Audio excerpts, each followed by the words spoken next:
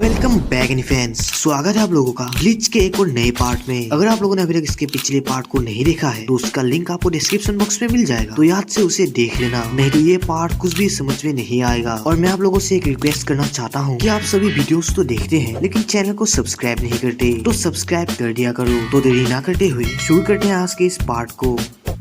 अब ये दोनों ही एक दूसरे को मारने के लिए तैयार हैं। तभी ब्याकुया इचिगो से पूछता है कि वो भला रुकिया को बचाना क्यों चाहता है और उसके लिए अपनी जान तक दांव में लगा रहा है। रुकिया तो एक क्रिमिनल है और क्रिमिनल को बख्शा नहीं जाता, जिसपे इचिगो बोलता है कि ब्याकुया तो रुकिया का बड़ा भाई है ना, और बड़े भाई होने के नाते उसे तो रुकिया को प्रोटेक्ट करना चाहिए, ना कि उसे मारना। ऐसा गिरा हुआ काम कोई भाई भला कैसे कर सकता है। इसके रिप्लाई में ब्याकुया बोलता है कि वो इस क्वेश्चन का आंसर देना एक बेवकूफी समझता है और ये उसके रूल्स के खिलाफ है। और फिर ब्याकुया अपने स्पेशल प्रेशर को रिलीज कर देता है और इचिगो भी अपना हाई स्पेशल प्रेशर रिलीज करता है। इचिगो की स्पेशल प्रेशर ब्याकुया से हाई थी। ये देखकर ब्याकुया कहता है कि बेशक इचिगो पहले से काफी ताकतवर हो गया है, लेकिन वो उसे मार के रुकिया को फिर से कैप्चर कर लेगा और उसे अपने हाथों से एग्जीक्यूट कर देगा। इसके रिप्लाई में इचिगो कहता है, तुम्हें क्या लगता है मैं खड़े खड़े यहाँ सिर्फ तमाशा देखने आया हूँ? मेरे होते हुए तुम रुकिया को छू भी नहीं सकते। दूसरी तरफ रेंजी रुकिया को लेकर यहाँ से दूर जा रहा था, लेकिन रुकिया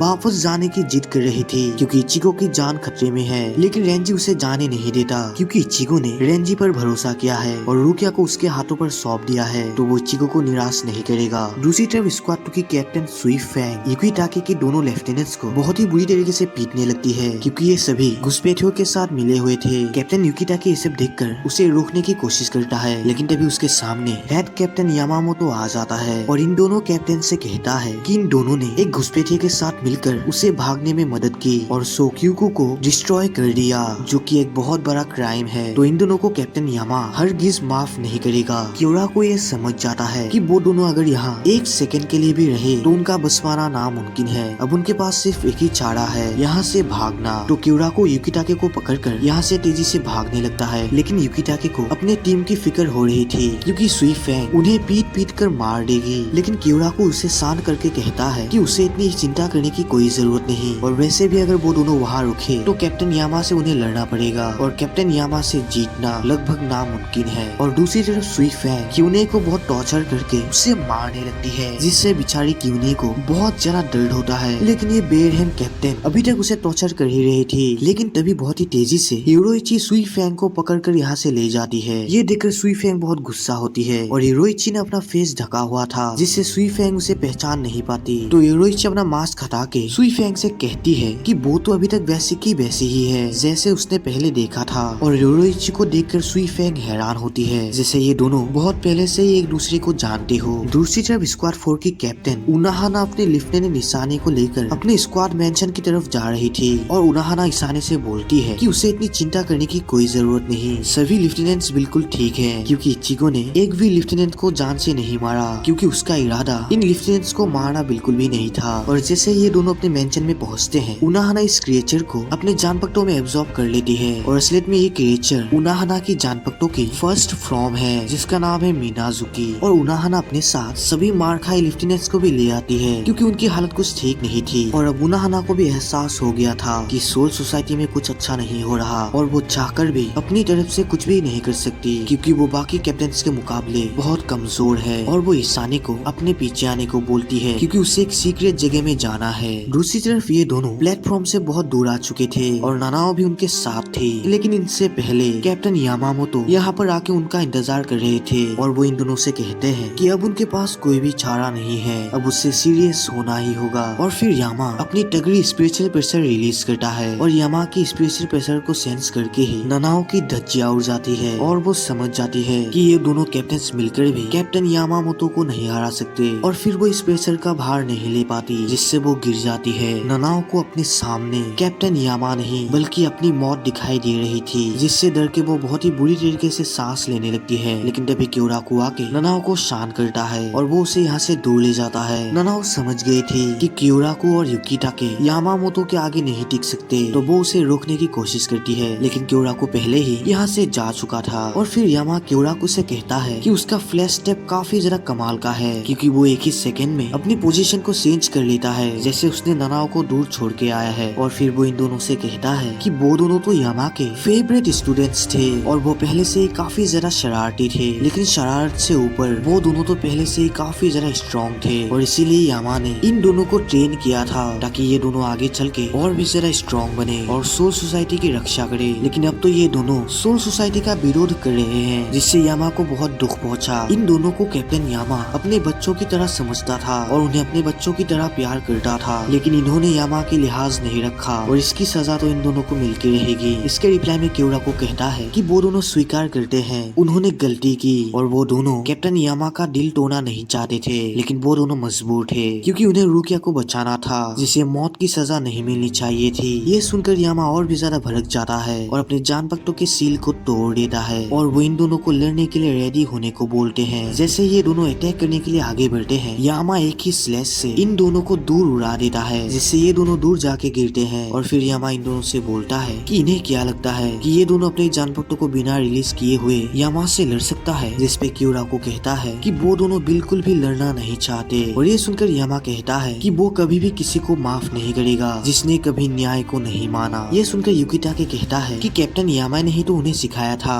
कि उन्हें लड़ना हो तो अपने न्याय के लिए लड़े और वो दोनों यही कर रहे हैं। जिसपे यामा बोलता है कि ये सब एक बकवास है, खुद का न्याय दुनिया के न्याय से बढ़कर नहीं हो सकता। और फिर वो अपने जान भक्तों को जमीन पर घुसा के अपने स्ट्रॉन्ग स्पिरिचुअल प्रेशर को रिलीज करने लगता है, जिससे चारों तरफ आग फैलने लगती है और ये बुढ़ा जॉन सेना के स्टाइल में लड़ने के लिए रेडी होता है। कसम से ये बुढ़ा तो लाजवाब है यार, इसकी मसल्स तो देखो और इसकी पैक्स तो देखो, लग रहा है ना एक नंबर का सिग्मा बुढ़ा। और यामा को ऐसी फॉर्म में देखकर इन दोनों की फट जाती है और फिर यामा अपने जान भक्तों के पहले फॉर्म को रिलीज कर देता है जिसका नाम होता है रियू जिन जाका और लिटरली इसके प्रेशर से पूरे सोल सोसाइटी पर असर होता है।